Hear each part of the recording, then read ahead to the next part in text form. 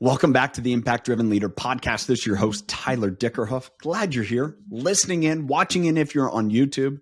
Super excited to share this conversation with one of my friends. I got to know Rob Hoskins a couple years ago now. It's actually the summer of 2020, I believe. We were in COVID, and he is co-author of Change Your World with John C. Maxwell. And it was actually, he refers to the time we met in one of our conversations here. And I was always just enamored by how different he was than John, and yet there was this great relationship. We're going to talk a lot about that in this conversation, and I think what's imperative in this is that we learn from different styles of leadership and finding our own. Rob's actually in the process of writing a book talking about the different types of leaders. He describes it as an inspirational leader, an activating leader, or a strategic leader. You'll find that I think probably one of those resonates with you, and he lists off a few examples. I'm excited to share this episode and this conversation with Rob because, again, we just kind of sharpen each other. And that's what I've learned from mentors like John that, Rob has as well. So he talks about his dad and his experience with Peter Drucker. So we'll talk about that. We'll talk about a few things. But I really want to share this first interview. Yes, Rob and I got into such a long conversation that we're going to have two interviews. This one will be released today. Obviously, you're listening into it. There'll be another one in a few more weeks. It has a totally different topic, and that's why I split it up. My hope and desire is that you can take from this conversation some type of learning, some type of growth, and understand that, man, I can adopt some of those ideas into my leadership style. Because I think that's what's important is when we adopt different elements into our leadership style, we can grow into the leader that we're really meant to be. Again, thanks for being here. Thanks for listening in. I'm going to shoot you over to the conversation. You're going to listen into the conversation that I had with Rob. But just again, remember, if somebody shared this with you, I'd love for you to subscribe. Subscribe to the YouTube channel where you not only get these videos, but you can see my thoughts of the day, other content that I release regularly. Here it is, conversation with Rob Hoskins, founder.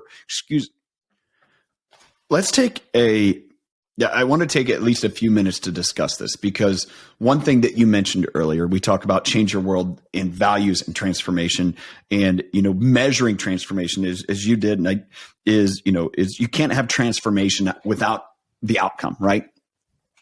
I want to talk about the transformation process as you see it, as One Hope sees it, because I think that's so important to go back to, again, that self-awareness. Like, you can be self-aware, but if you don't have that humility and then that process of understanding, how do I transform into something else, that you're kind of lost and say, okay, I'm aware. Well, what do I do with it now? And I know you guys have done so much work. One Hope has transformed billions. Again, that's with a B, billions of lives in the world. So I'd love for you to talk about that process. Sure. And I call it the science of transformation, and I've developed it over the last 30 years of working with One Hope. So we have right now, I can measure them. We have 316 what we would call transformational programs around the world. Everything from sports programs to after-school programs to the program I built with John called Lead Today, which is a leadership program for public schools. That's in 82 countries right now. We've been able to reach over 12 million kids in public school systems around the world with our Lead Today programs. So we got 316 of those. And so there's a science to creating those types of programs. I'll go back to Drucker real quick and say that the type of organization we are as a Drucker organization follows what we call his 5 S's.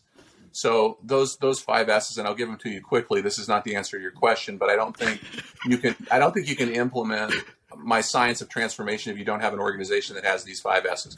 Again, John would be critiquing me right now and saying way too much content, not enough inspiration. But the great thing is listeners could just push pause. All right, as I will do the same. I'm going to try my best to get these S's. We'll just hit pause. It's all good. Yeah.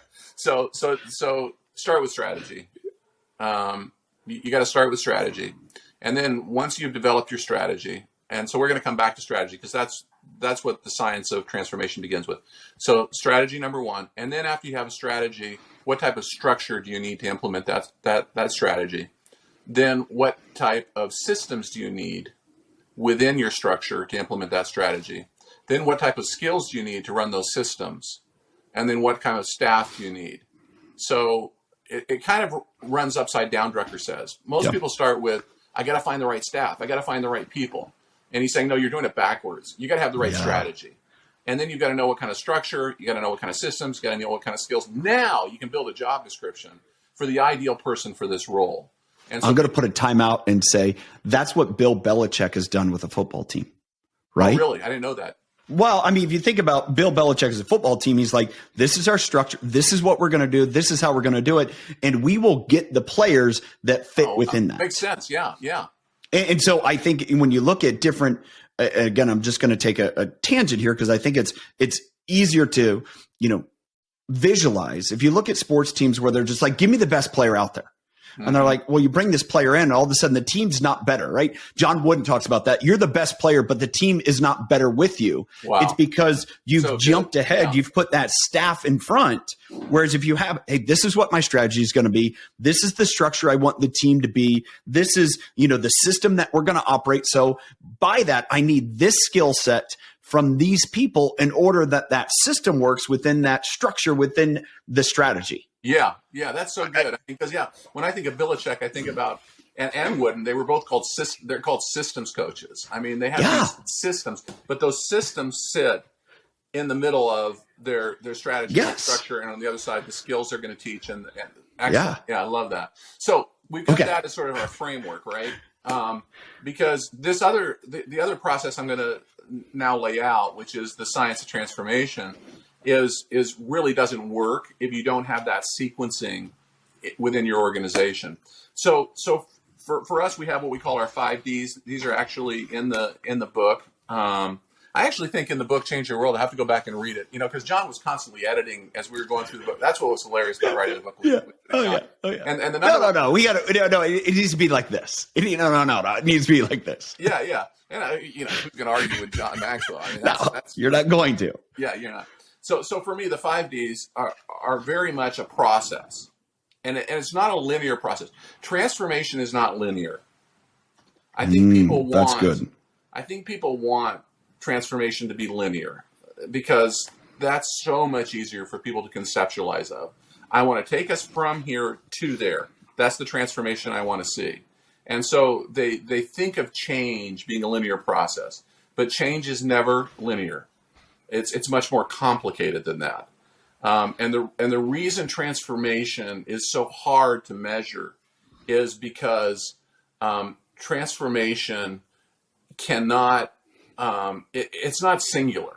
So it's not about change. You can change one thing, but that one thing might have changed, but you're not transforming everything around it that needs to support the change that you want. So change is very holistic, and it has a lot of moving parts to it. And so because of that, transformation is a process, and the process of transformation needs to be done incrementally.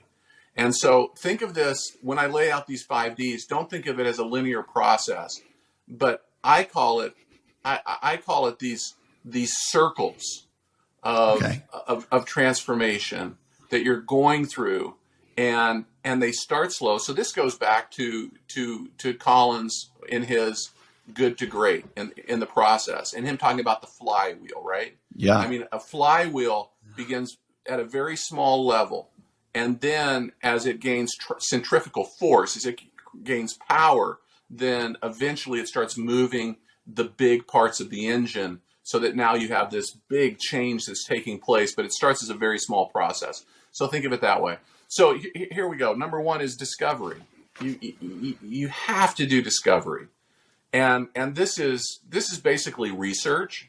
It was before I understood what research was. So for me, the journey of transformation at a very personal level started with my dad handing over the organization to me and asking me to become the CEO, and the board asking me to do that.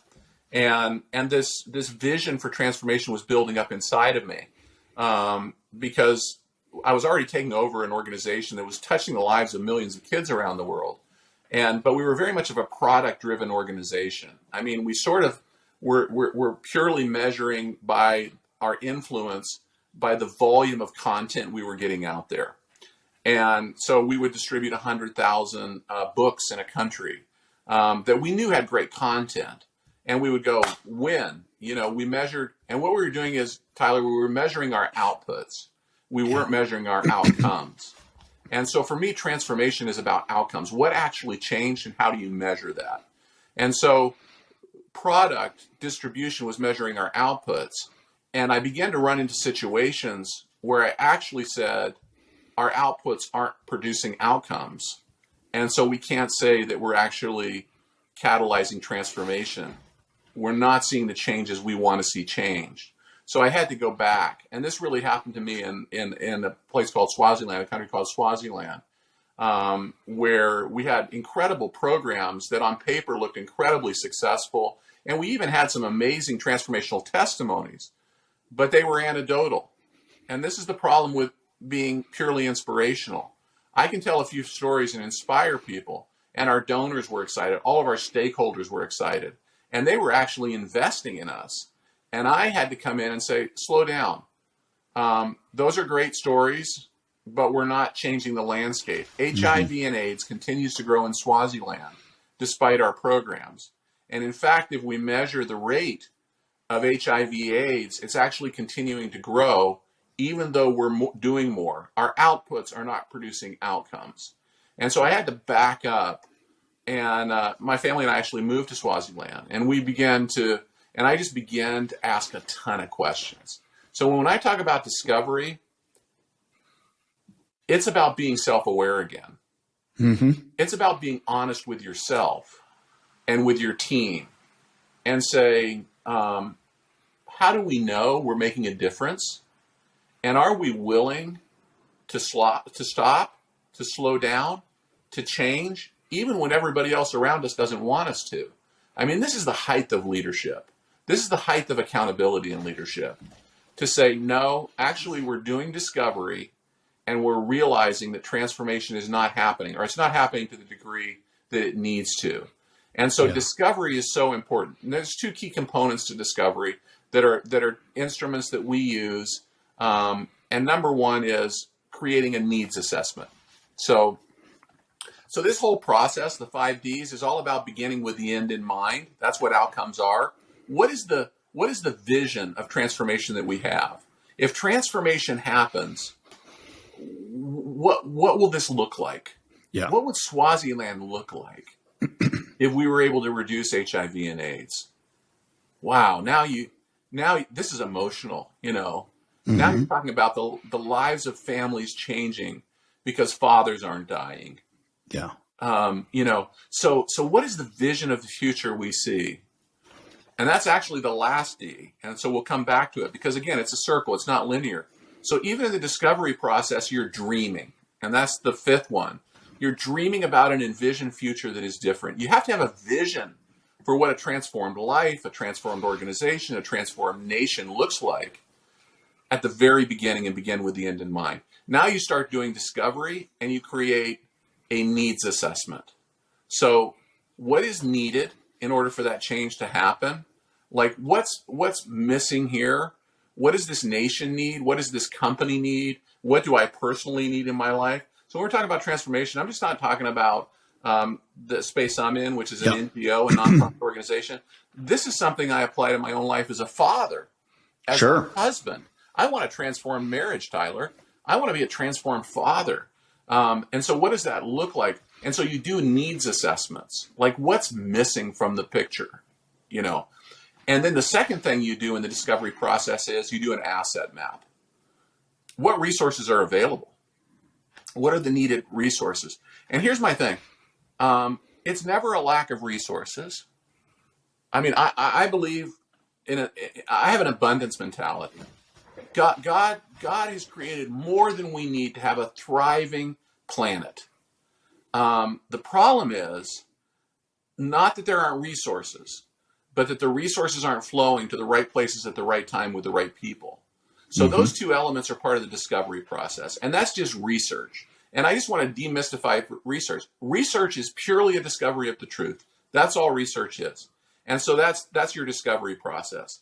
The second D, and I don't know if you want to stop and pause at any level, just jump in. But that's your discovery. And that's just doing an assessment of your business. Where are we at? What's working? What isn't? Let's stop, time out. Is this working? Is it not? Why is it? Why? Needs assessment. Asset maps. What do we have? What do we need that we don't have? And who do we find that can bring us that? So now you're moving into design. So now we're saying, wow, here's what's needed, and where do we get those resources? And what type of process do we need to begin to utilize all of these resources to meet the needs? This is what design is all about. Sure. You begin to design products and programs and platforms and organizations. And so you go through this whole design process. And this is where you really need to be a transparent leader with great humility, because this is where the authoritarianism completely breaks down the design process. Sure. And as an inspirational leader, I can move a room if I want to. Like, I have that gift, but then all I'm doing is talking, and I'm not pulling stuff out of everybody. A great design process is very transparent. I think you were with us, Tyler, when we did the design process for when we were building Change the World. Yeah. And so you have, very strong leaders in the room. I mean, between John and I, we can talk forever, right? But I loved how John ran that design session. Yeah. Because it's very easy to be intimidated by a guy like John and say, look, he's the smartest guy in the room. Let's just all sit here and listen to what he has to say. He wouldn't let us do that. And he was like, he was the last one to speak always. Yep. And he wants to hear from you, and he knows how to pull it out of you. He asks great questions. That's what a great design process is. Okay. It's asking the right questions, pulling it out. Now, you're also at the same time looking at the research you've done, because you can get in a design session and it can get very aspirational and it can get very theoretical if it's not grounded in good research. Sure. So you're constantly coming back to the research and saying, wait, guys, time out. That's a great theoretical idea. It doesn't fit. It's not grounded in truth. Like, yeah, you might want to do that, but the reality on the ground is that doesn't exist right now. And so I think the whole design process for me really changed. Like, if you look at the organization my dad had and the organization that I'm running now, the number one thing people would say that's different is that One Hope is a collaborative organization. So we have built these 316 programs that we have around the world around partnerships. Because when I go into design session, I'm always realizing who does stuff better than we do that we need in the design of this program that we want to see happen to create outcomes and transformation. Yeah. And what it begins to say is, hey, One Hope's great at this. We're not great at that. Who do we need to partner with? Who do we need to collaborate with? Sure. And so I think that's to me, that's a very mature business that Drucker alluded to. Drucker alluded to that in the knowledge, environment that we're at, is like you become specialists and then you understand we collaborate with other specialists. Exactly. Yeah. And all right. So to get us back on track here, number 3, the third D. Number 3 is do. Some people are measure, never cut. And Drucker says, at the end of the day, did the product sell on Monday in the grocery store? Like, at the end of the day, you just got to get it out there. And this is where designers, where the perfect becomes the enemy of the good. And good enough. Yeah, good enough. And I've always said I'm a 70 to 80% guy. Now, my activating leaders that are part of that love organization, this is where I really have to push them to say, okay, guys, good enough for now. And here's what gives them peace. The process isn't over. Yeah. We're just this is good enough for now. Let's go try it out in the market. And it's good enough to start. Let's make a start, right? Yep. And this comes back to the fourth one, which is document. So while we're doing, we're also documenting. And this is where that research process comes back again and saying, what worked, what didn't, how can we make it better? What is the recipient? Are we adding value? What type of value are we adding? What's missing? So now we bring all that data back from our documenting in the transformation process. We come back together and we say, let's dream. Let's dream, not now theoretically, because our circle has gotten bigger, because we're not perfect, because transformation, by the way, is never perfect, because things are always changing. We live in a dynamic world. Mm-hmm. Everything around us is constantly changing. So the transformation process, again, is not linear, because everything's going to change. And if you're doing your job right, your actual interventions are changing the landscape of what's happening. Along the way. So one of the things that I've done personally as an example is what I call the Avondale Project, which is where the Lord really opened up my eyes to the neighborhood right across the street from One Hope's global headquarters. Oh, yeah. I remember you sharing this. So this is a neighborhood across the street from where we are. And one day I was just driving down the street, and I was thinking, and I always like to pray, meditate on my way to work, and just my time of peace before the storm comes. And I was sitting at a light, and I just heard, inside, it says, take a right turn.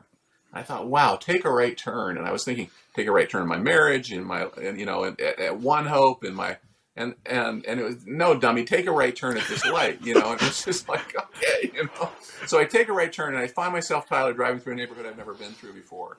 And man, I just got set up that day. I mean, in a 3-block radius, I saw a drug deal go down. I saw kids that should have been in school that weren't in school. I saw gang members on the street corner. And a prostitute tried to proposition me this was like, and I do work in every nation of the world, just about. We're in 172 countries. I work in the poorest barrios, the worst slums in the world. And here across the street was a devastated neighborhood. And I just felt it was like a knife went through me and said, you're helping kids around the world. You're not even helping those that are right across the street. Long story short, this was the Avondale. I've been working there for 15 years now. And One Hope has been committed to that neighborhood. And we've applied this 5D process. Yeah, so when we went and we did the original research, we found out that the greatest need for that neighborhood was safety. That when we talked to the actual people that lived in that neighborhood, they weren't even thinking now about jobs and education and the future. They were thinking about survival. 2 young men had been killed in that neighborhood within the last 6 months from that time I had that experience. So safety was their greatest needs. So we're starting with where we're at, right? And so after 15 years though, Tyler, and our interventions and the design process, our circle of transformation in Avondale is so much bigger. That neighborhood has been transformed. You say, how do you know it's been transformed? Well, they went from a crime index of 752, which is 752 violent crimes committed per square mile per year within that neighborhood, is down under 200 now. I mean, the graduation levels in that 3rd grade literacy, you go 3rd grade literacy. That's key number, right? Key number. So cyclical poverty, which is what that neighborhood was existing with now, cyclical generational poverty that existed in that neighborhood. Number 1 determinant of breaking a cycle of poverty is high school graduation rates. Number 1 predictor of high school graduation rates is 3rd grade literacy. So you can get 3rd grade literacy right, you can get graduation rates higher. You get graduation rates higher, you break the chain of cyclical poverty in a neighborhood. So these are outcomes I'm talking about, right? Yeah, totally. You're beginning with the end in mind. You're dreaming about a neighborhood like Avondale. Now, I'm talking now about a social impact transformation. But this is the same. This is the same process, whether I'm working on a corporation that I'm building, whether I'm in a startup business. To me, I've applied this. And this is why John's, was attracted to me. He's like, Rob, you're really, you really have your hand in so many different things. And I'm entrepreneurial by nature. My dad's an entrepreneur. Yeah. But I mean, I'm involved in the social sector. I'm involved in the education space. I've done startups. I've done tech startups that have been hugely successful. I mean, I took an idea of a 22-year-old intern and applied these principles to it in a text to give. We sold that company for $24 million 2 years later. I mean, so whether you're a business person or whether you're in the social impact or whether you're a pastor of a church or whether you're starting your own marketing company, to me, transformation is transformation. Sure. Transformation is change management. And I think the process of it leads to an outcome, but it's really a vision sandwich. you have to start with a vision. Then you go through the process of discovering what's reality. And then you start designing, well, I want to get to this vision that we have in the end. And what's cool about that is eventually, as you mentioned, you get to the end, number 5, and you're re-envisioning that. And so you're constantly starting the loop again. Yep. So it's this constant process of moving forward, which I think is really a life of transformation. As we started this conversation as a leader, and you talked about, in our conversation a little bit, just trying to figure out what kind of leader you are.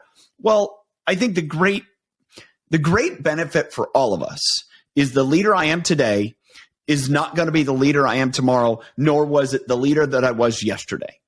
And as my commitment, and this has been influenced by John, is I want to be better today than I was yesterday, with the intention to be better tomorrow than I was today. And to me, that is living out this circle of transformation. And if you go through those processes, you can do that each day, right? In a way, you're doing that each day, and however that segment, that's how you can evolve forward. And in the process, that self-awareness that you talked about, that's how you start to identify and become, oh, this is really the vision of what I want and who I am. And those things match up. And that's when you feel more at peace. Everyone around you is more at peace. And all of a sudden that transformation process becomes way more effective. So good. Yeah, no, so well articulated, Tyler. I call it the virtuous cycle of transformation. Wonderful. Like, it needs to be virtuous, right? Like we have Putin. That's not virtuous. That's an end stop. This is what perfect is. And the reality is, well, that was perfect the day he started. But now when you see the collateral human damage, you realize it's no longer virtuous. Yeah, because he started with the wrong values. And so totally. So that's why it always comes back to values. I mean, John's absolutely right. I mean, it always comes back to values. Like if you're going to talk about transformation, it has to be built on the right values, or else you're going to transform, but you could be transforming for evil. So that's why I call it the virtuous cycle of transformation. If you have the right values. So this is, Drucker actually didn't say this. It was attributed to him. And so I don't know where it actually came from, but I still attribute it to, because he said stuff like it, but what's attributed to him is culture eats vision for breakfast. Totally. And this is why you have to start with your values first. Like this process of transformation that I explained, the 5 Ds are useless to me if they're not built on a bedrock of the right values. So whatever I'm doing, whether it's building my marriage, raising my children, building businesses, building universities, which I'm super involved in. We haven't had time to talk about that, but education is a huge space that I'm passionate about. And Kim and I have set the trajectory of the next 20 years of our life, and education has a huge part to do with it. And that's what Drucker did, by the way. He spent the last years of his life building Claremont University and the School of Leadership there. I think most great leaders end up at the university, but it looks very different in the 21st century. Anyway, I'm getting off on a tangent again. Yeah. But what I'm talking about is you've got to start, whether it's your marriage, your family, your corporation, a university. What are the values? What is our culture? What is our DNA? Now let's get going with these virtuous cycles. But if you don't start with that, it's not going to be a virtuous cycle of transformation. Well, I believe it's this, to put in a compass encompass it is without a foundation of held values, and as I've gone through the Change Your World process, as I hope a lot of listeners have gone through that book as we've been part of the book club, is you and I can be on different levels. You and I can be on different levels of a lot of different values. But if we can hold and understand those and say, hey, which are more paramount? Great. Maybe that isn't for me personally, but I understand its value within this context. Then all of a sudden you've created a bedrock foundation. If that is not established, that's not discovered, that's not even held, well, then everything's sandy and it's just mushy. And it's just like if you have this, integrity is important to us, honesty is important to us, but we never discuss it as an organization. What does that look like? How do I feel about how honest am I? Is a struggle understanding whatever it may be? If we never have that as an organization, then there's no firm foundation. Now, you and I could be on, in my opinion, two different levels in regards to how important is honesty in business. I can guarantee we're probably not, but we could be. And yet, if we have that understanding, well, then we can move forward. If there is no understanding, I operate one way, you operate another way. We don't understand why, but we're like, hey, honesty is number one to me. I am going to come to you and I'm going to tell you some hard truth because honesty is important to me. And you're like, man, you just killed me. You just broke me down. But if you understood my value of honesty is more important than, to be liked, then you're going to say, oh, I can value that. We can build something from it. There you go. Yeah. Yeah. And I think, it's not that organizations are cookie cutter. They take on the character of their leaders and their stakeholders. That's how you actually measure your relationships. So, and it's very important for you to be really clear about what kind of organization you want to be and what values are your core values.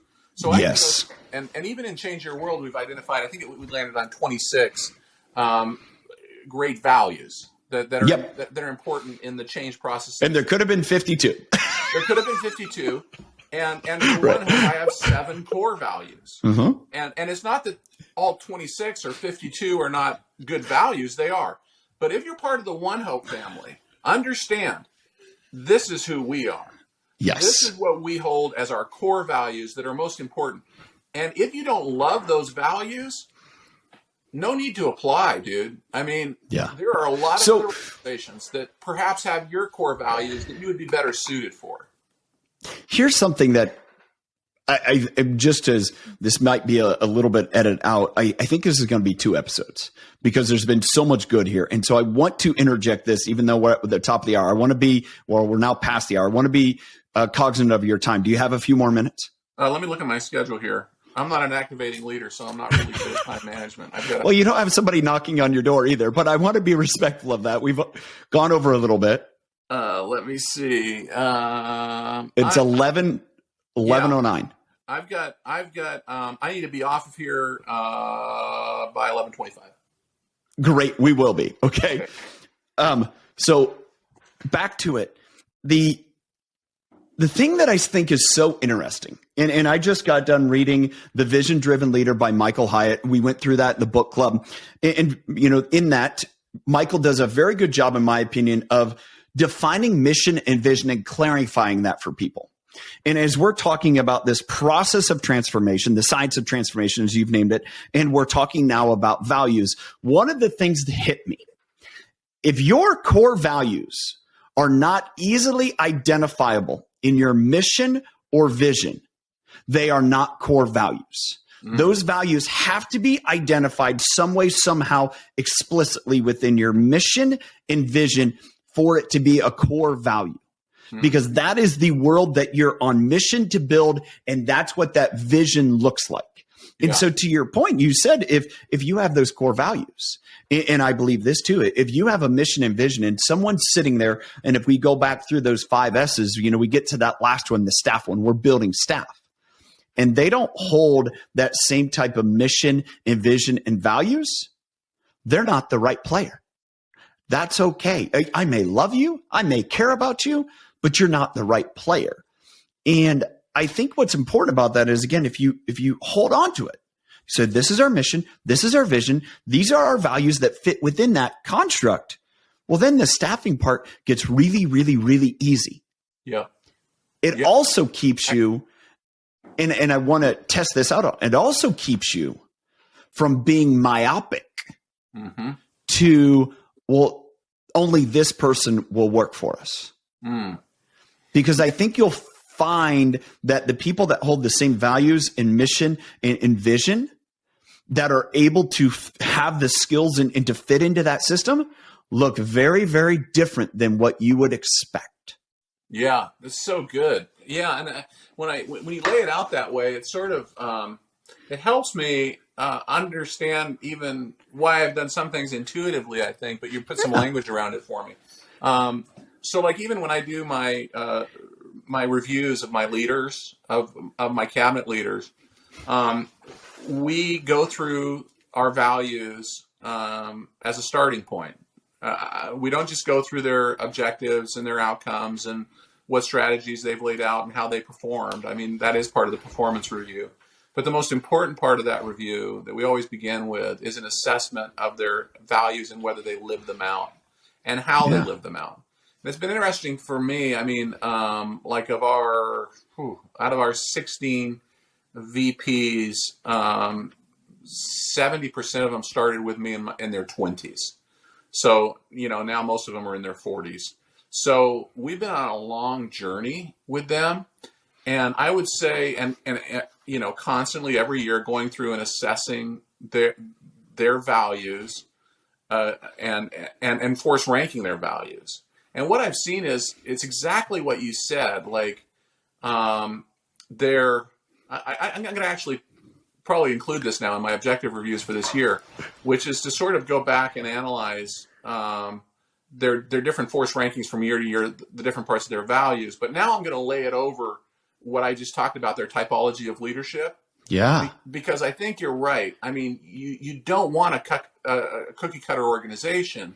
And so I've done a good job of sort of assessing, like, which one of my leaders is primarily an activator or an inspirer or a strategist.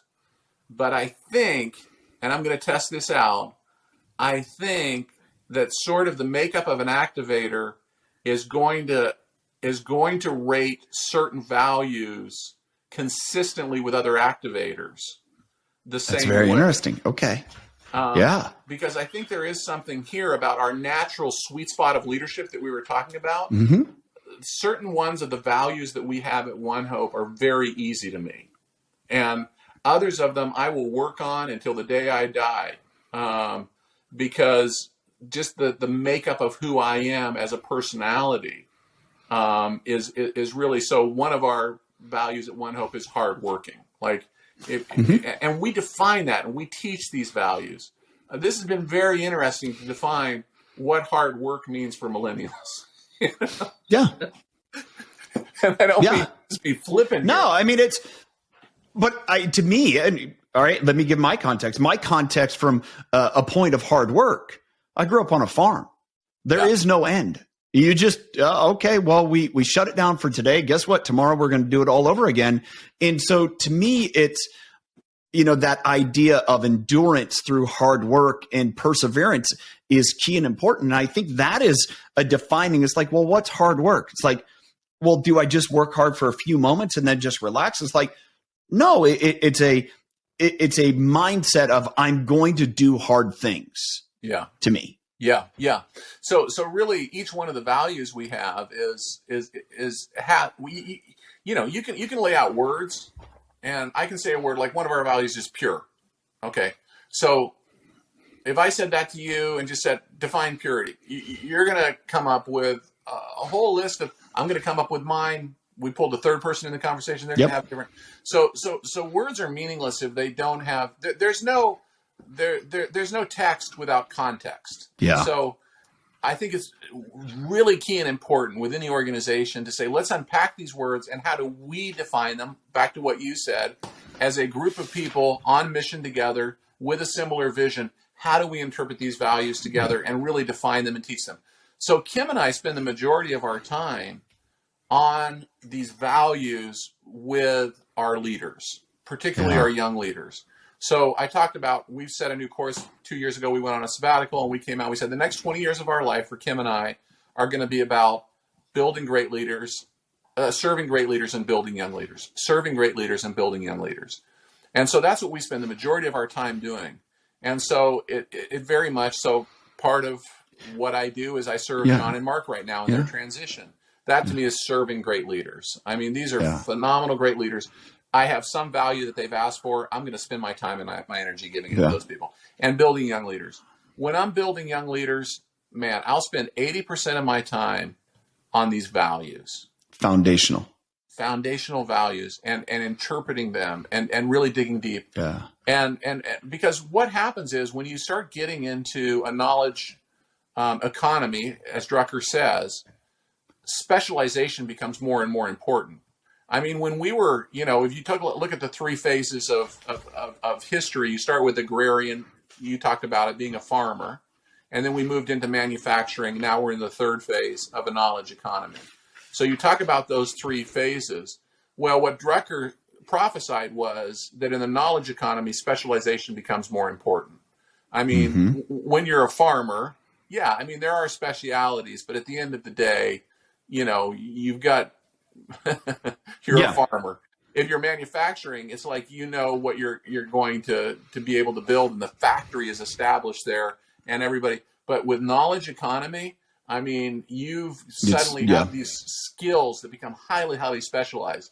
So what you have to do, it's really kind of a move from a tangibility spectrum. You go from extremely tangible to measured tangibility to almost intangible. There you go. Yeah, it's so ambiguous, right? And so to really get clear on, if you got your strategy right in knowledge economy, and at the end of the day, you have to staff it. You know, it comes back to those 5 S's. So the staffing becomes much more specialized. And what I found is, this is really just very practically right now as a leader, like in the digital age of the knowledge economy. I mean, everybody needs more engineers, right? Everybody needs more code writers. I mean, this is the great demand in the market right now for that skill set, for that speciality. And it becomes very easy for me at times like this to compromise my values if I can go out there and find a great code writer, because I so desperately need that speciality right now.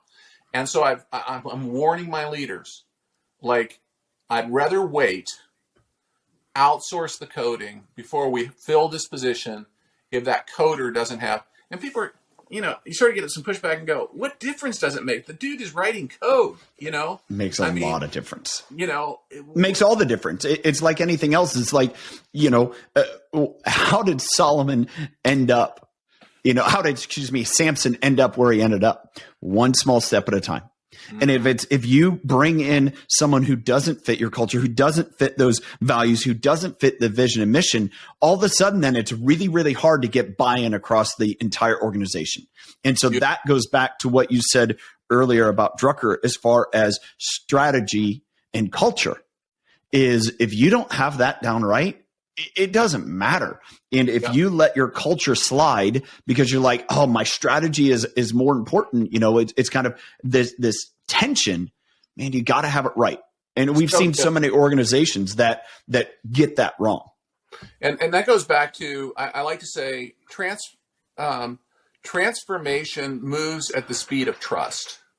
Oh, that's good stuff. So if you're talking about transformation, people want transformation to happen really fast. It doesn't happen real fast because it's what we talked about. It's a process and it's not linear. But here's what I do know. It moves at the speed of trust. And if you have people that are in this process of discovery and design and do and document and dreaming, and there's high trust within the community, which comes out of mission, vision, values, you're going to be able, I mean, people go, how do you build 316 programs, you know, outcome-based programs? I said, you follow this process, but you also have a lot of trust between your partners. Man. And you build that trust around your values. And the more you do together, the more you trust each other. And the more you trust each other, the faster decisions can be made. So this is very practical. I mean, some people think of values, oh, they're so ethereal. And, you know, it's just to make you, you know, feel good. No, it is about good business. I mean, it's about being able to move fast and build great things that are going to last. It's built around this trust. Man, I think that is a great spot to put a bow on this. Rob, thanks so much for your time. I always